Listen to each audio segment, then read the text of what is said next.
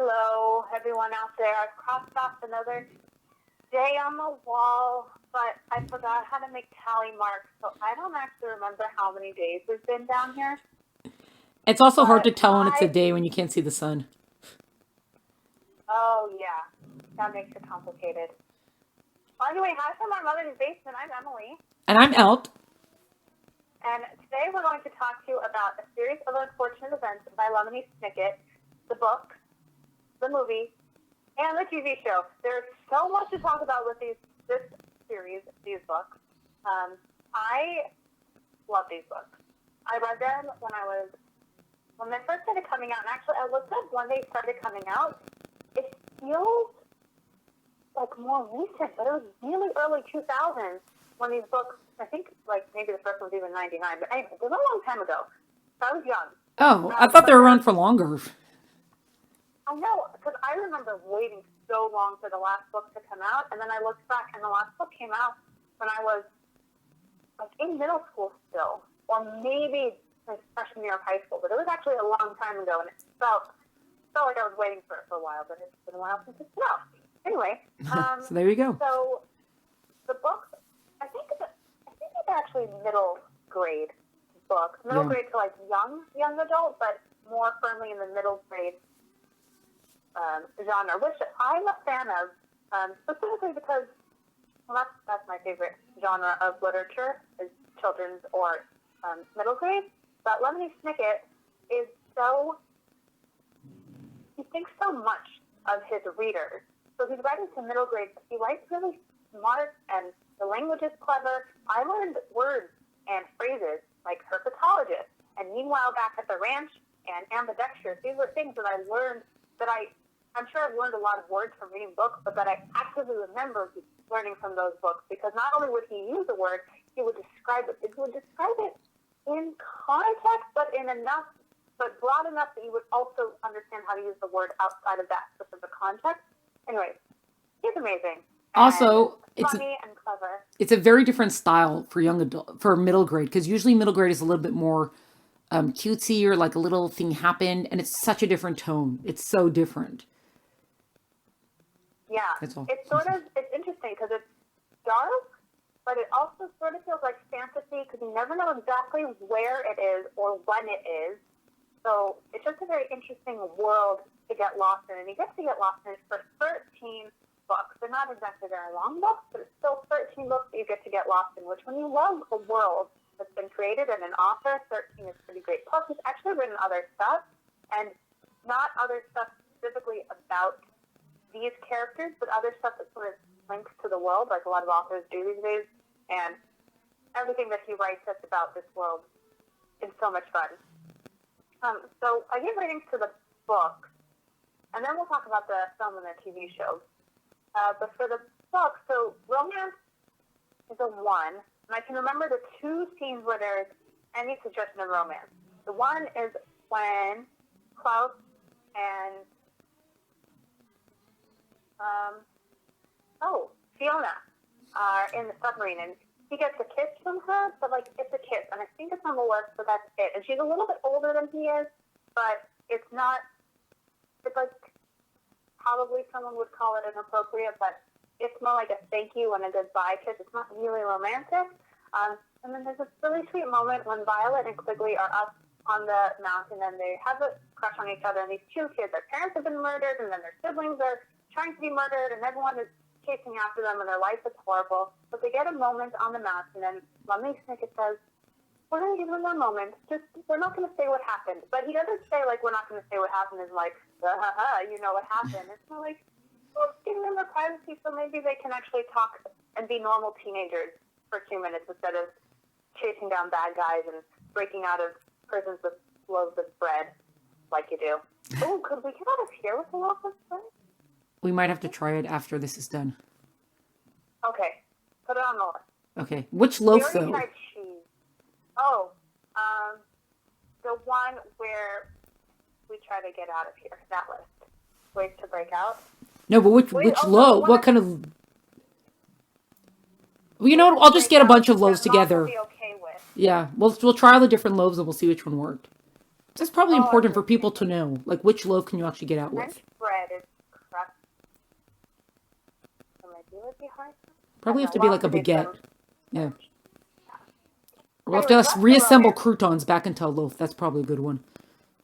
Oh yeah. Language is a one. I don't remember, but I do like maybe like hell or damn at some point in the book. But he's the kind of author who's like, hey, I know so many words, and I'm going to use good language.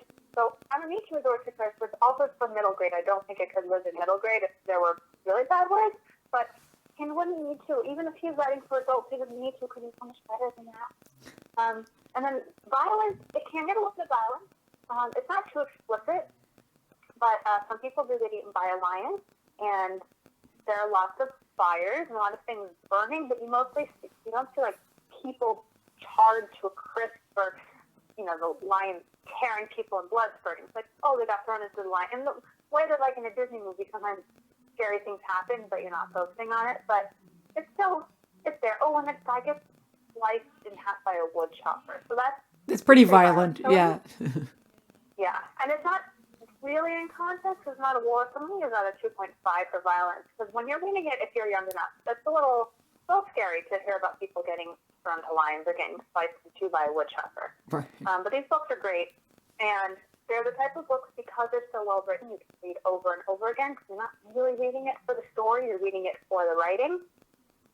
Or if you're not so much a book-a-file or a reader, you can watch the film, except I don't recommend the film, but you can watch it if, I don't know, you like to torture your eyes, I suppose.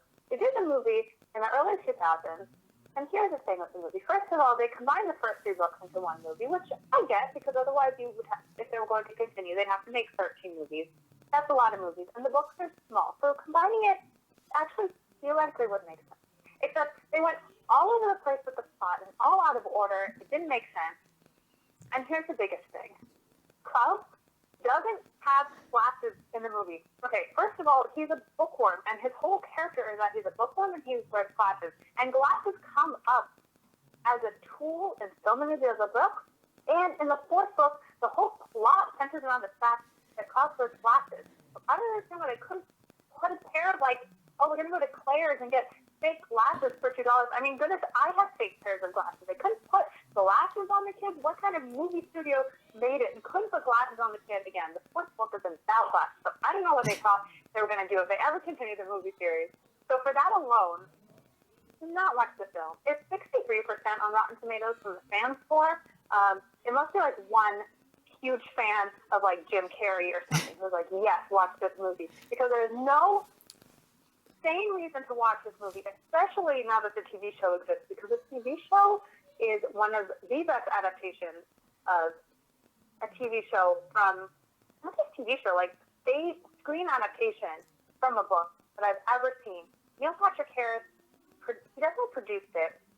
He acted it. I don't know how, I can't remember if he wrote, if he was involved in writing or directing, but you can tell that for him, at least it seems like it, that it was like a passion project, that he probably loved these books and wanted to bring them to life. And you can tell that because it's so faithful where it needs to be faithful. It's not faithful to the detriment of the TV show. It's faithful when they're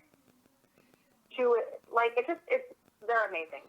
And also Patrick Warburton plays Lemony Snicket, so he narrates. And I'm not always a fan of narration in TV and movies because the point of TV and movies is that it's visual. So you should be able to show the story and not tell it. But they weave in his narration in such a perfect way. It feels like, it's almost like watching an audiobook.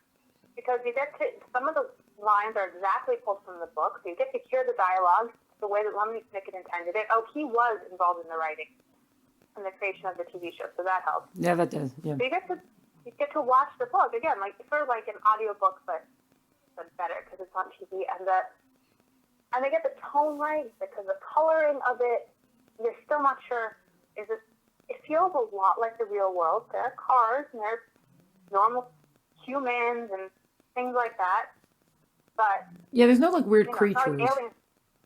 Yeah, but again, you still don't know exactly when it's that because the cars are different eras and the clothing sort of puts you off, and there's definitely computers, but people aren't around on their cell phones, so it's an interesting,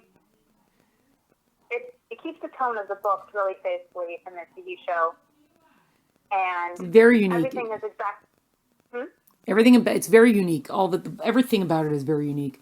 The books, the Yeah. setting, everything is so unique. And you know how sometimes when you read a book, you picture the characters, and then the movie comes out, and the characters are different from what you expected, but you're like, oh, I could see it, even though it's different, but you accept it. Yeah. But this one is exactly what you wanted them to look like. Everyone's exactly how you pictured it, except even better than your imagination. Like, it's one of those rare places where it's actually equal to or better than your imagination, and I just love it. And it's 3 seasons on Netflix, and they what else are followed people the doing? books. So it's 3 seasons means because I didn't. You told me to watch. I haven't gotten to it yet. Okay, there's just so much. There's so much to do when So you have to. listen to me. But so I think you said that it's one episode. It was 2 episodes were like one book or something. 2 episodes per book, so it's 3 seasons. So I think it's the first season is the first 3 books, second season is the next. Oh, maybe it's 4 seasons. 3, 3, and 3, 3, 3, and 4. Well, it's thorough, that's Or for maybe sure. it was 3 seasons and it was 4 books. I can't remember. I just do remember that it was one of the few TV shows recently that I actually waited for the next season. That doesn't happen very often these days. Oh, But these ones I did. 86% fans on Rotten Tomatoes, 96% critics. This is one of the few times that I actually agree with the critics over the fans, except 96 is too low and it should have 100% because it's amazing and it's such a nice fulfillment of childhood. Like, oh yeah, a thing that I love. Now I get to enjoy it again as an adult, and you can enjoy it as an adult. So I would almost say the TV show is maybe a little bit for an older audience in the books themselves. But yeah, they're still great. And, wow, I haven't been able to talk about serious unfortunate events this much in such a long time because Al doesn't usually actually let me talk this much. I'm actually sort of at a loss. I'm repainting the basement as she's speaking, so that way she can't argue about the color I chose. So I'm just gonna leave her in her Lemony Snicket world. Yeah. Well, you better duck or else you're gonna get paint all over you. Oh no. I'm doing the fumes are a little bit. I'm doing Pollock style, her side of the basement, because I can't go there, so I'm just gonna Pollock style. Oh, I think Emily's out for the count right now. Oh well. Oh well. Okay. Well, at least we got her to stop ranting about Lemony Snicket. Am I right? Though it does sound like she likes it and that she would recommend it. Oh no, we're gonna have to sign out quick before she starts doing anything weirder now. All right, everyone, go check out the series, Netflix series, book series, not film, but everything else. And we hope you enjoy it. And we're just gonna give Emily a pillow here for right now. All right, everyone, we'll catch you later. Cheers.